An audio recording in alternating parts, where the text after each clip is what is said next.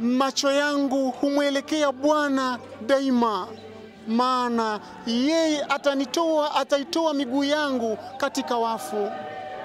Hiki ni kipindi cha Kutoka Kanisani, kikikujia kutoka katikati ya nchi ya Tanzania.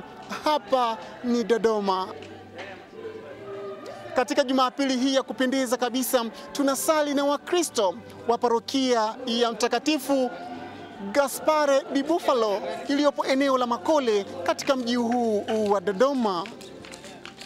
Misa takatifu inaongozwa na paroko wa kanisa hili ambaye ni Padre Andrea Cavul, na kwaya ambayo itatumbuiza katika Jumapili hii ya kupendeza ni waimbaji wanaojulikana kwa jina la Kwaya Mtakatifu Gaspare di Bufalo kutoka hapa Makole mjini Dodoma. Mimi ni Festus Makerubi, mtayarishaji wa kipindi hiki, nikiwa nashirikiana na mpiga picha wangu John Lazaro. Pia driver ambaye ameleta hapa anaitwa Julius Makao. Kwa pamoja tupo katika parokia hii kusali kwa pamoja katika kumshukuru Mungu katika Jumapili hii ya kupendeza kabisa. Na kukaribisha tuweze kusali na Wakristo wa parokia ya Makole. Karibuni sana.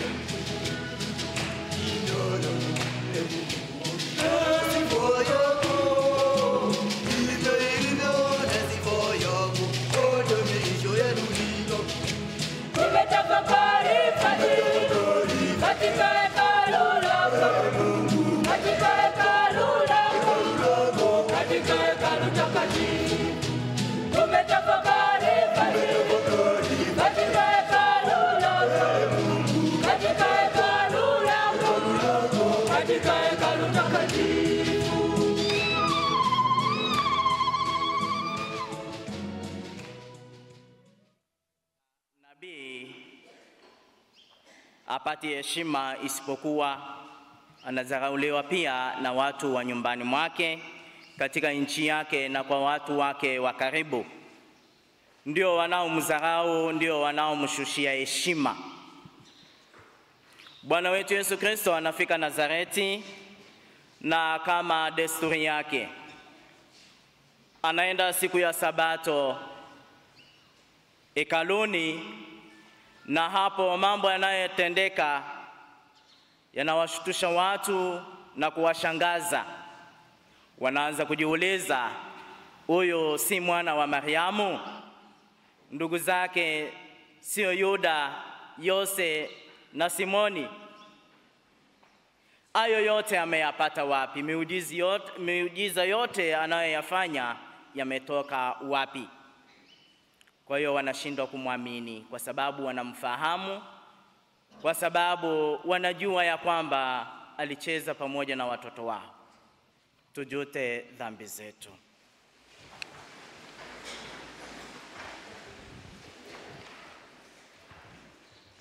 Na kuungamia Mungu Mwenyezi.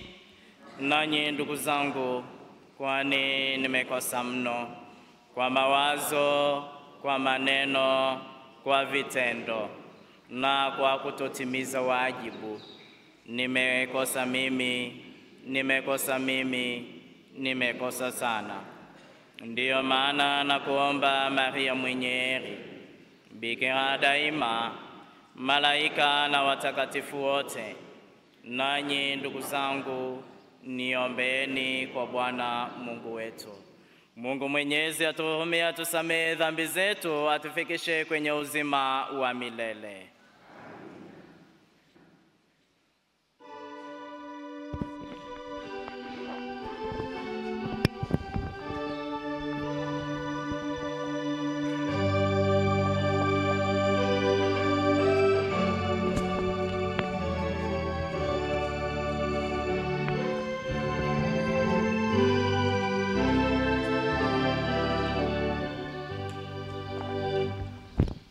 Whoa!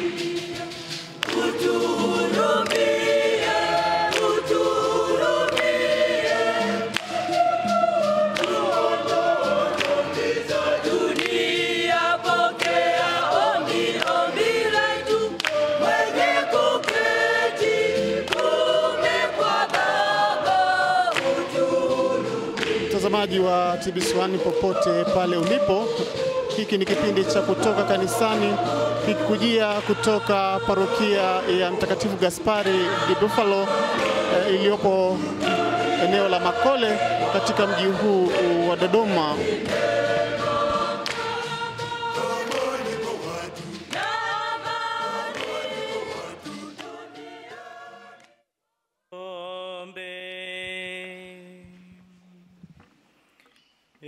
Mungu kwa njia ya unyenyekevu uwajalie waamini wako furaha takatifu, wapatie furaha za milele yao uliowaondoa katika utumwa wa dhambi.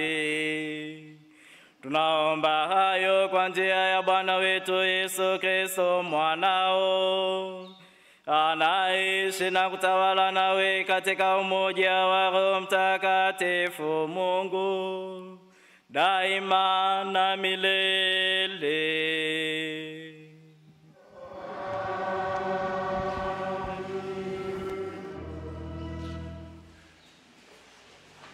Somo la kwanza linatoka katika kitabu cha nabii Ezekieli sura ya 2 mstari wa 2 hadi wa 5. Bwana aliposema nami, Roho ikaniingia, ikanisimamisha, nikamsikia yeye aliyesema nami, akaniambia, mwanadamu, na kutuma kwa wana wa Israeli, kwa mataifa wanaoasi, walioniasi mimi, wao na baba zao wamekosa juu yangu, nami hata hivi leo. Na wana hao wana nyuso zisizo na haya, na mioyo yao ni migumu. Mimi nakutuma kwa hao, nawe utawaambia, Bwana Mungu asema hivi, nao kwamba watasikia au kwamba hawatasikia kusikia, maana ndiyo nyumba ya kuasi hao. Hata hivyo watajua ya kuwa nabii amekuwako miongoni mwao. Hilo ndilo neno la Bwana.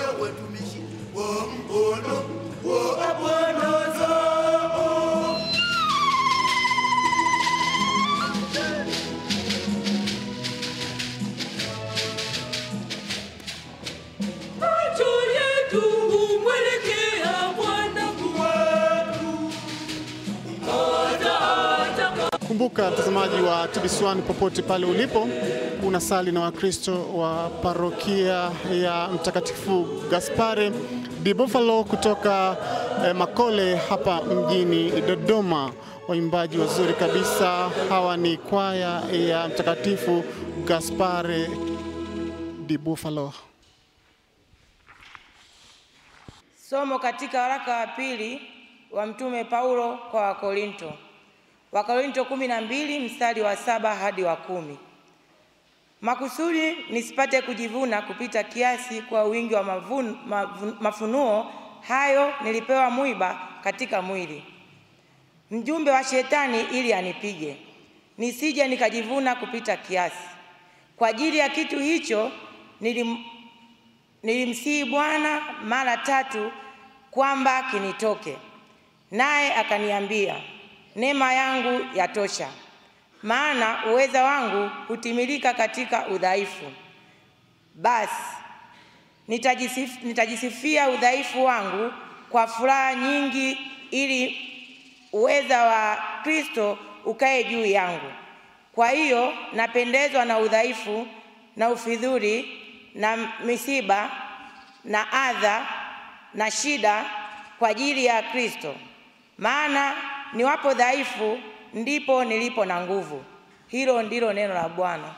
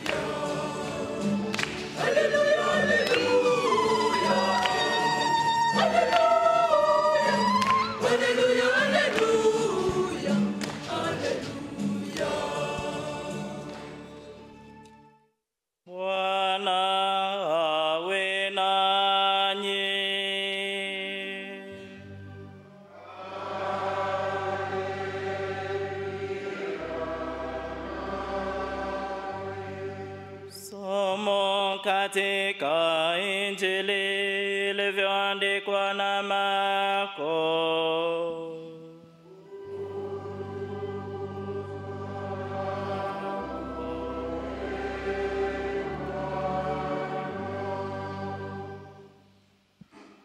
Sura ya 6 aya ya 1 hadi ya 6.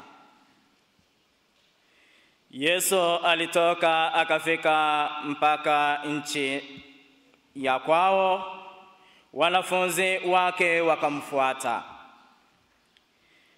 Na ilipokuwa Sabato, alianza kufundisha katika sinagogi. Wengi waliposikia wakashangaa wakisema, "Huyo ameyapata wapi haya? Na ni hekima gani hii aliyopewa huyu? Na ni nini miujiza hii mikubwa inayotendeka kwa mikono yake? Huyo si yule seremala, mwana wa Mariamu, na ndugu yao Yakobo na Yose na Yuda na Simoni? Na maumbo yake awapo hapa petu?" Wakajikwaa kwake. Yesu akawaambia, "Nabii hakosi heshima isipokuwa katika nchi yake mwenyewe na kwa jamaa zake na nyumbani mwake." Wala hakuweza kufanya muujiza wowote huko, isipokuwa aliweka mikono yake juu ya wagonjwa wachache akawaponya. Wakastaajabu kwa sababu ya kutokuamini kwao.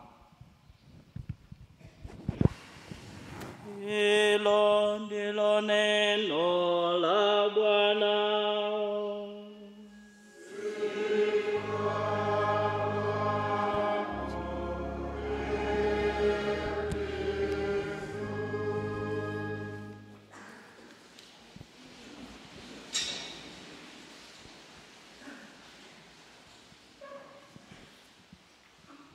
Nabii hakosi heshima isipokuwa katika nchi yake mwenyewe na kwa jamaa zake na nyumbani mwake.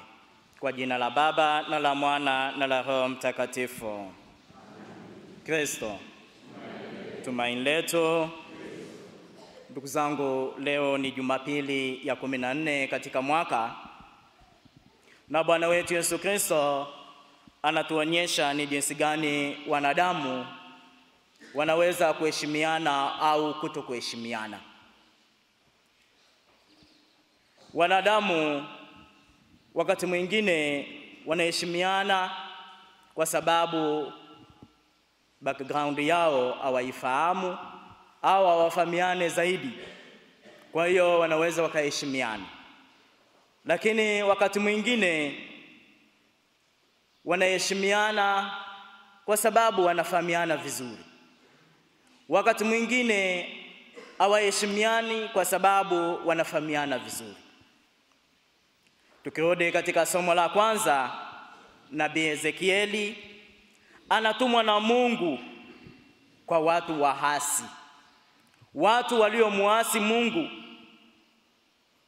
Nabii huyu anatumwa kwao ili kuwafikishia ujumbe wa Mungu. Na Mungu anamwambia, kweli hao watu wameniasi. Baba zao na nyinyi wenyewe na wana wao wana nyuso ambazo hazina haya, hazina aibu. Wananena bila haya, na mioyo yao ni migumu, lakini nakutuma kwao. Kwa hiyo Mungu anamwambia Nabii Ezekieli na kumuonyesha mazingira ya kazi, kumuonyesha anaenda kwa watu wa namna gani, ili ajipange vizuri anapoenda kufikisha ujumbe wa Mwenyezi Mungu. Nasi wenyewe tunapotumwa tunaambiwa uko unakokwenda watu wako wa aina hii. Kwa hiyo ujipange vizuri kuufikisha ujumbe halali wa Mwenyezi Mungu. Ile ujumbe wa ambao utaufikisha kwao uguse mioyo yao, wabadilike na wamrudie Mungu wao. Tunaona watu ambao wanapokea ujumbe kutoka kwa Mwenyezi Mungu kupitia Nabii Ezekieli. nao pia ni watu wenye dharau, kama tulivyoona katika Injili.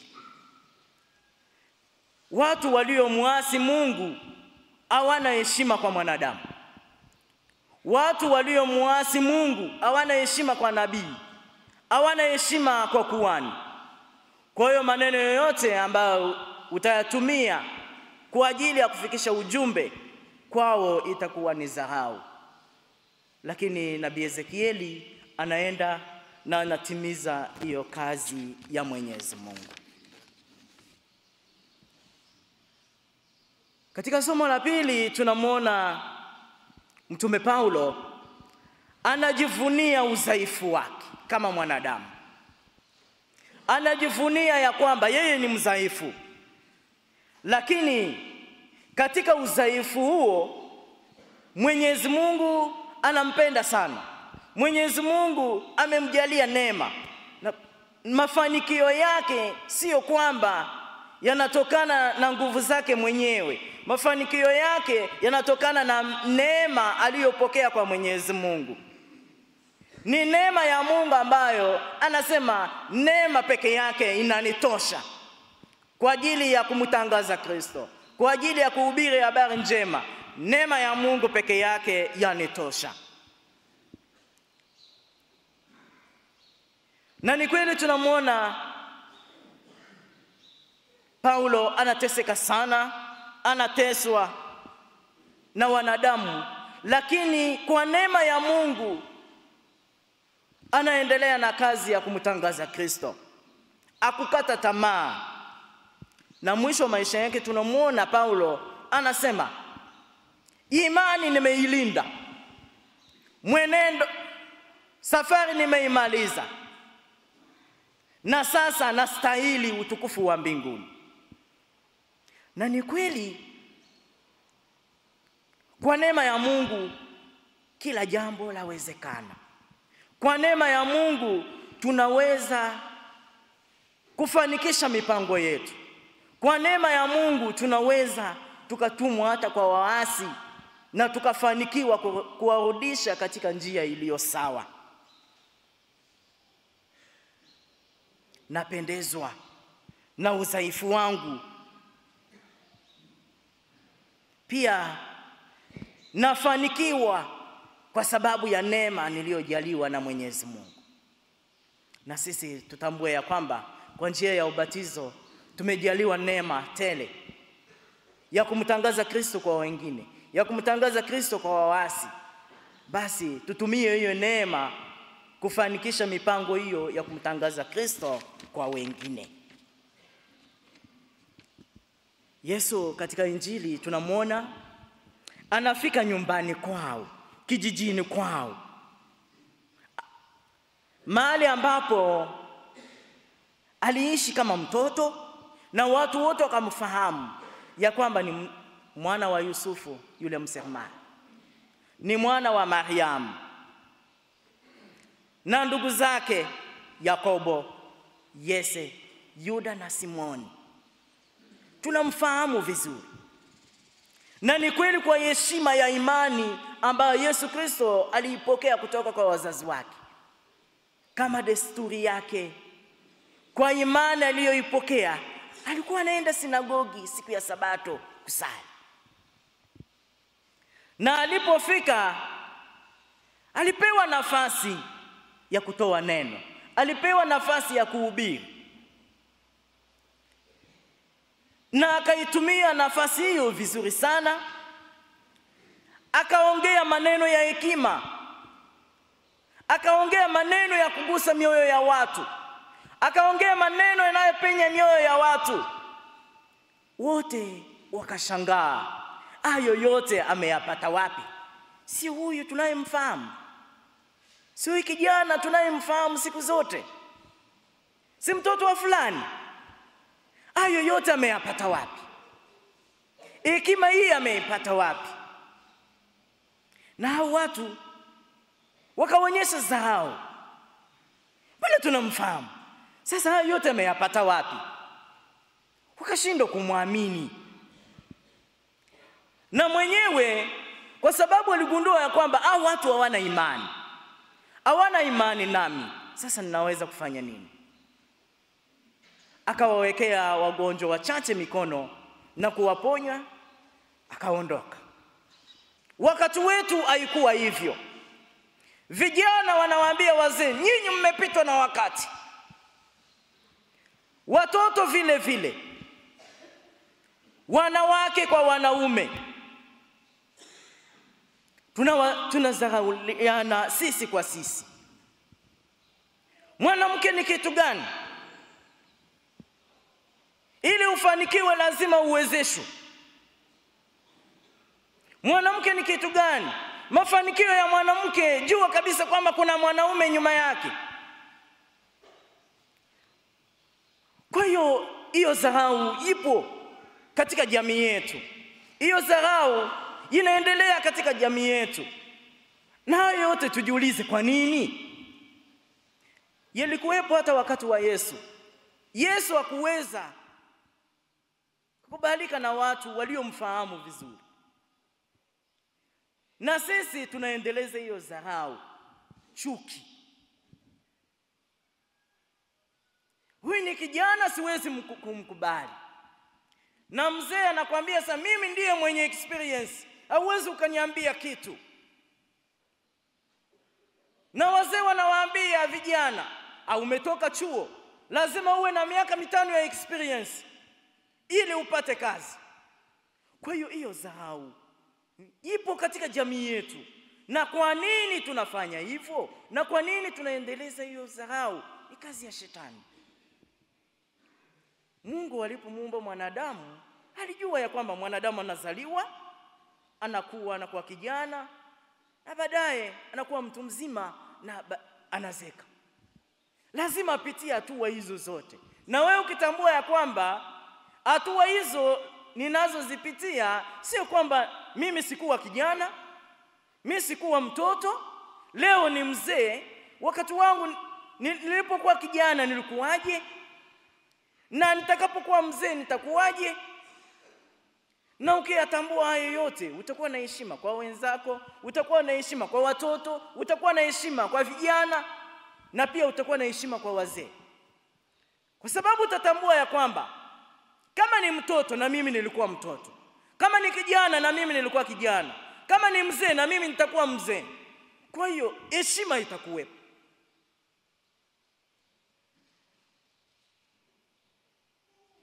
Tumsifu Yesu Kristo. Kristo tumaini letu.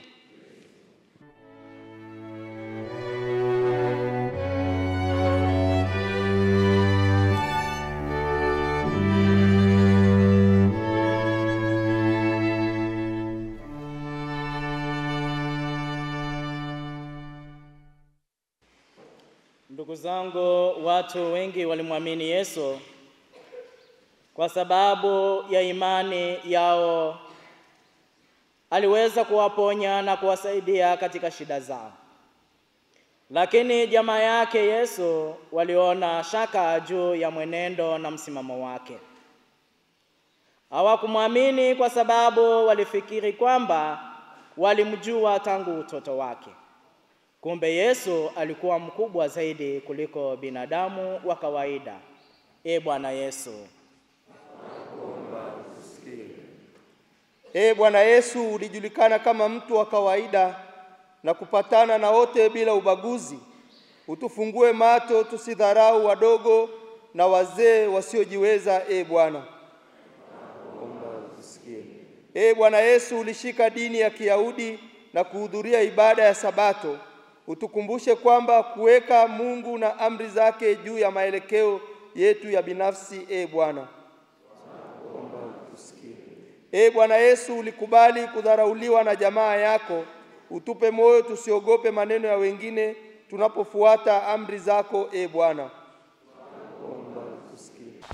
Kumbuka mtazamaji wa TBC1 popote pale ulipo, hiki ni kipindi cha Kutoka Kanisani kikikujia kutoka parokia ya Mtakatifu Gaspare di Buffalo iliyopo Makole hapa mjini Dodoma.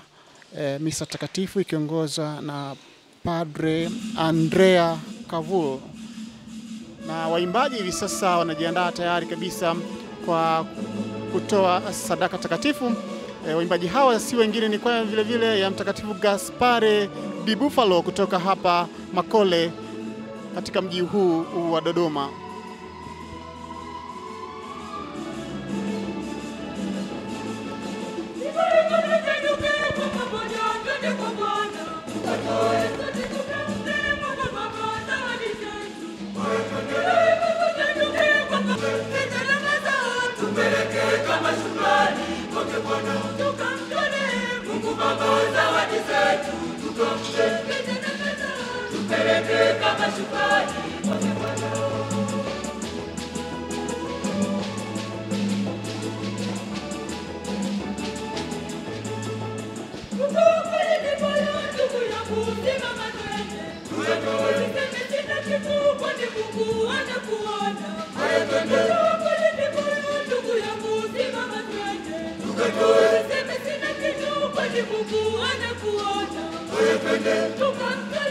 Mungu Baba zawadi zetu tukampe, tupeleke kama shukrani kwake Bwana. Mungu Baba zawadi zetu tukampe, tupeleke kama shukrani kwake Bwana.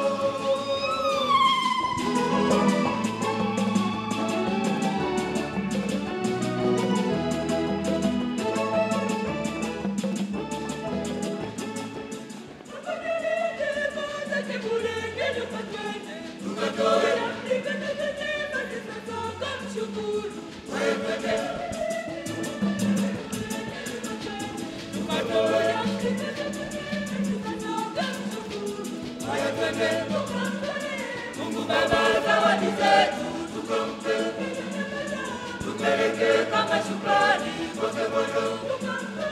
Mungu Baba zawadi zetu tukampe, tupeleke kama shukrani kwake Bwana.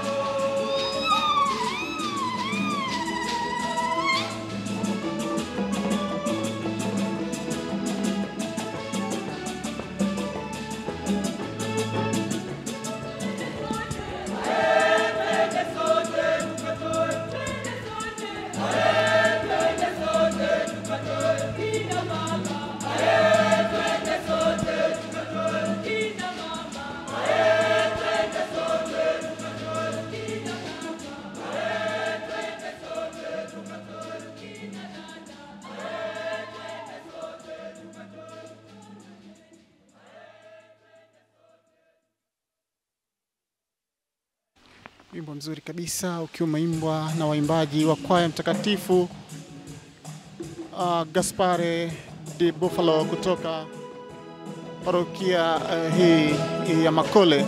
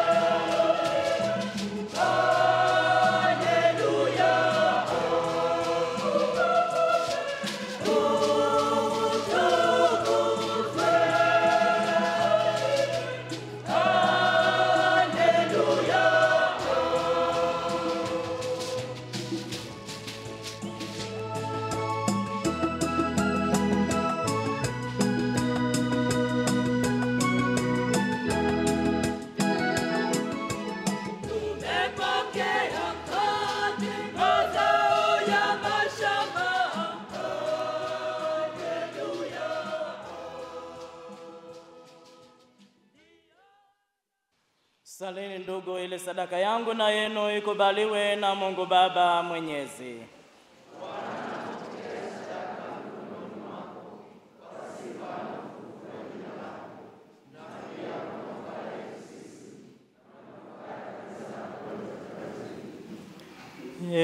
Bwana, sadaka tunayokutolea kwa heshima ya jina lako itutakase, na ituwezeshe siku kwa siku kutenda yafaa, kuleta uzima wa mbinguni. Tunaomba hayo kwa njia ya Kristo Bwana wetu.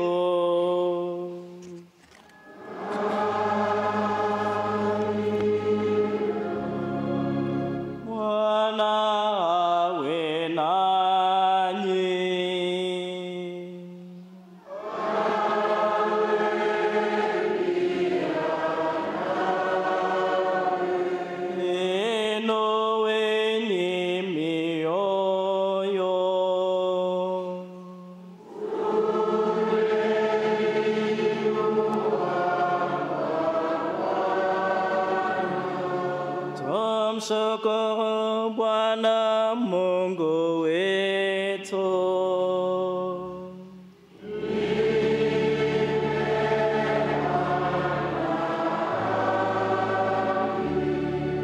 Kweli ni vema na haki tukushukuru daima na popote Bwana Baba mwema, Mungu mwenyezi wa milele. Ndani yake yeye tunaishi, tunajimudu na kuwa na uhai wetu. Kwa hiyo kila siku na tena tunayo amana ya uzima wa milele, kwa kuwa tunayo malimbuko ya yule Roho ambaye kwa jina yake alimfufua Yesu katika wafu. Tunatumaini kubwa la fumbo la Pasaka, litakuwa heri yetu milele. Kwa hiyo sisi tunakushukuru na kutangaza pamoja na malaika uwezo wako na kusema: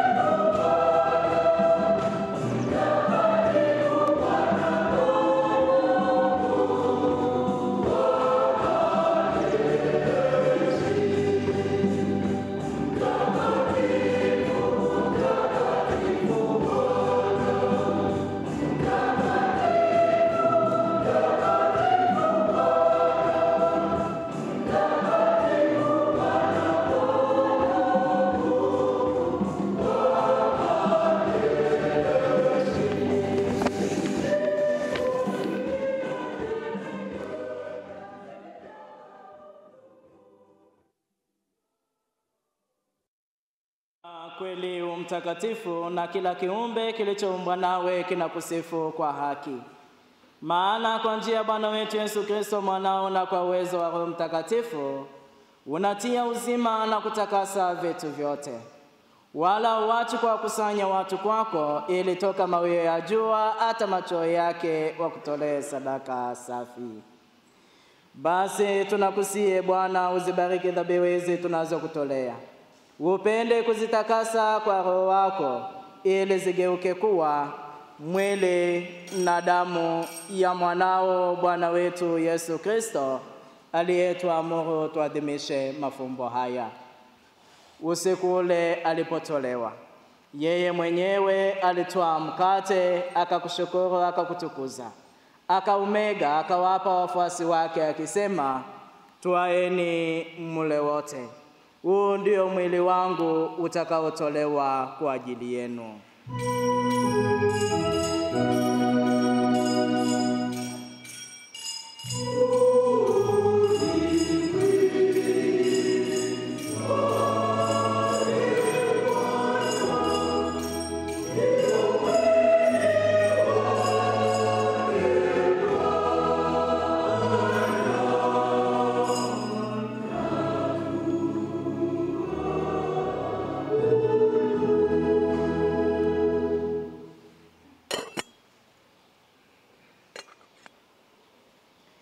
Vivyo hivyo baada ya kula, akatwaa kikombe, akakushukuru, akakutukuza, akawapa wafuasi wake akisema, twaeni mnywe wote. Hiki ni kikombe cha damu yangu, damu ya agano jipya la milele, itakayomwagika kwa ajili yenu na kwa ajili ya wengi kwa maondoleo ya dhambi. Fanyeni hivi kwa kunikumbuka mimi.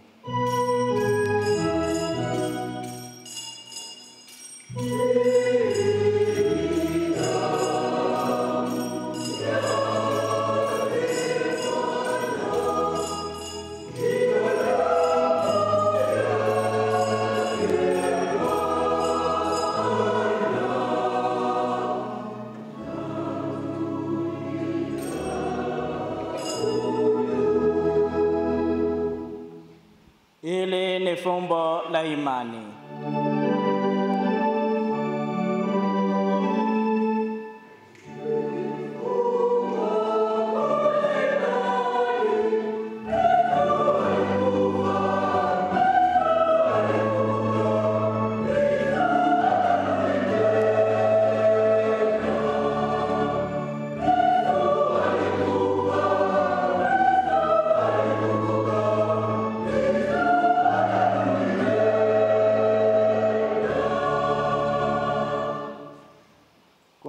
Bwana, tunapokumbuka mateso ya huyu mwanao na kufufuka na kupaa kwake mbinguni, tunapongojea na kuja kwake mara ya pili, tunakutolea kwa shukrani sadaka hii yenye uzima na utakatifu. Tunakuomba uiangalie na kuikubali sadaka ya kanisa lako uliotaka kutuliza nayo. Utujalie sisi tunaolishwa mwili na damu ya mwanao, tujazwe na Roho wake Mtakatifu, ili tuwe mwili mmoja na roho moja katika Kristo. Yeye atufanye sisi tuwe kwako sadaka ya milele, ili tuweze kupata urithi pamoja na wateule wako, Bikira Maria mwenye heri, mama wa Mungu, na mitume na mashahidi wako wenye heri, Mtakatifu Gaspari msimamizi wa parokia yetu, na watakatifu wote ambao daima wanatuombea kwako.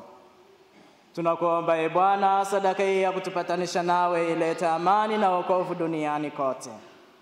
Uliimarishe kanisa lako imani na mapendo hapa duniani, yaani mtumishi wako Baba Mtakatifu wetu Benedikto wa 16 na askofu wetu Gervas Nyaisonga, maaskofu na watumishi wako wote, pamoja na taifa lako lote.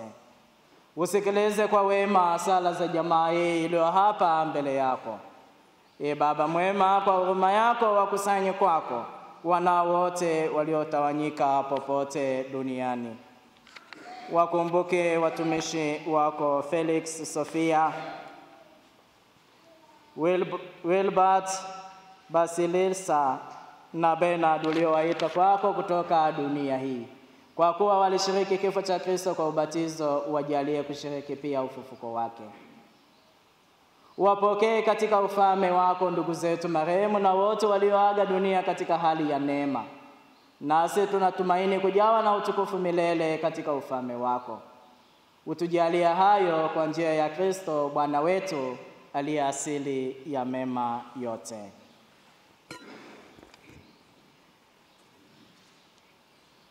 Kwa njia yake, pamoja naye na ndani yake, wewe Baba Mwenyezi, katika umoja wa Roho Mtakatifu,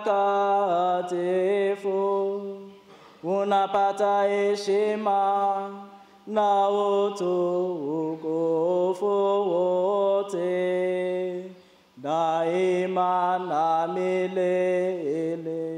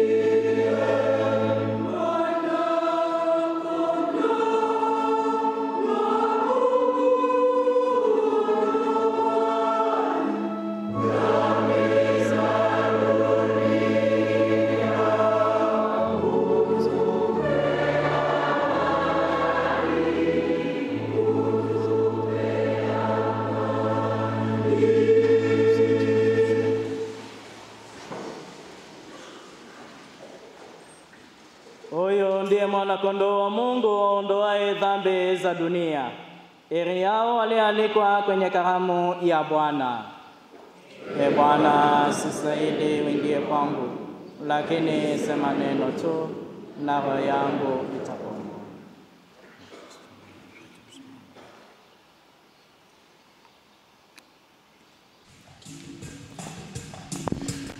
Kumbuka mtazamaji wa TBC1 popote pale ulipo, hiki ni kipindi cha kutoka kanisani. Katika Jumapili hii ya leo unasali na Wakristo wa parokia ya Mtakatifu Gaspare di Bufalo iliyopo eneo la Makole katika mji huu wa Dodoma. Misa takatifu ikiongozwa na Padre Andrea Kavuli, na hivi sasa Wakristo waliojiandaa ndio wanajongea madhabahuni tayari kupokea Yesu Kristo wa Ekaristi, huku waimbaji wazuri kabisa kwa kwaya hii ya Mtakatifu Gaspari wakiimba wimbo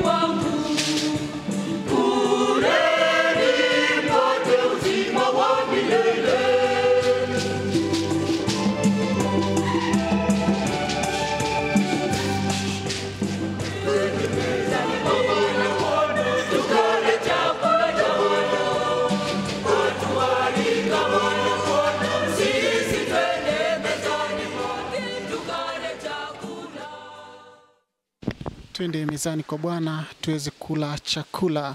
Waimbaji wa kwaya ya Mtakatifu Gaspare di Bufalo kutoka parokia Makole hapa mjini Dodoma ndio wanaimba katika Jumapili hii ya kupendeza kabisa. Na parokia hii ni moja ya parokia za zamani kidogo, ambapo ilitokana na parokia ya Mtakatifu mwenye heri Maria Teresa Ladokoska kutoka kiwanja cha ndege. Ilikuwa ni moja ya kigango cha parokia hiyo.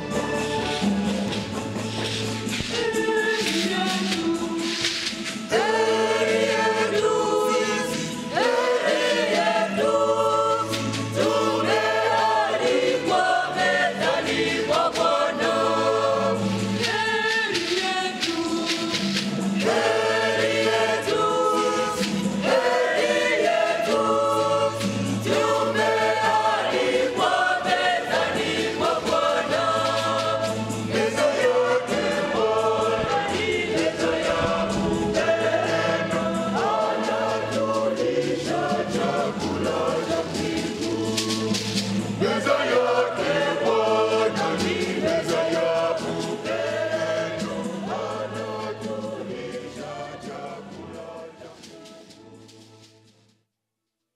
Kila kuwalinda Mungu Mwenyezi, Baba na Mwana na Roho Mtakatifu.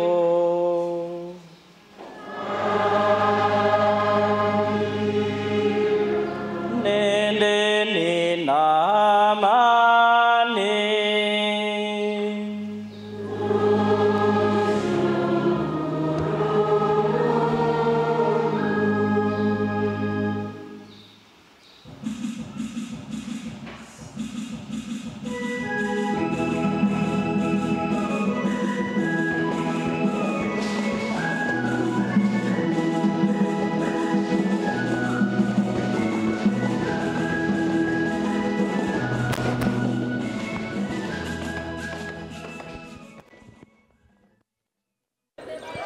Macho yangu humwelekea Bwana daima, kwa maana yeye atanitoa miguu yangu katika wafu.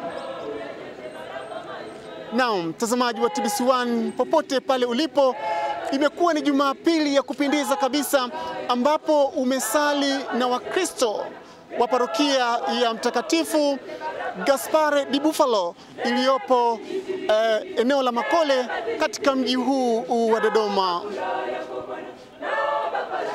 Kama unavyotazama kwa nyuma, waimbaji hawa wakitumbuiza si wengine ni waimbaji wanaojulikana kwa jina la kwaya ya Mtakatifu Gaspare di Bufalo kutoka katika parokia hii ya Makole. Misa takatifu imeongozwa na Padre Andrea Cavul ambaye pia ni paroko wa kanisa hili la Makole. Waimbaji ndio kama unavyoona ndio waliotumbuiza katika misa hii ya kupendeza kabisa. Mimi ni mtayarishaji wa kipindi hiki Festus Makerubi, nikiwa nimeshirikiana na mpiga picha John Lazaro, kadhalika dereva ambaye ameleta hapa ni Julius Makao. Kwa pamoja tunakutakia Jumapili yenye baraka tele, na Bwana aliyezifanya mbingu na nchi akubariki kutoka Sioni. Furaha yako Bwana, naomba faraja yako Bwana, ninaomba Bwana uyajaze baraka maisha yangu. Neema zinitirikie, furaha yako Bwana.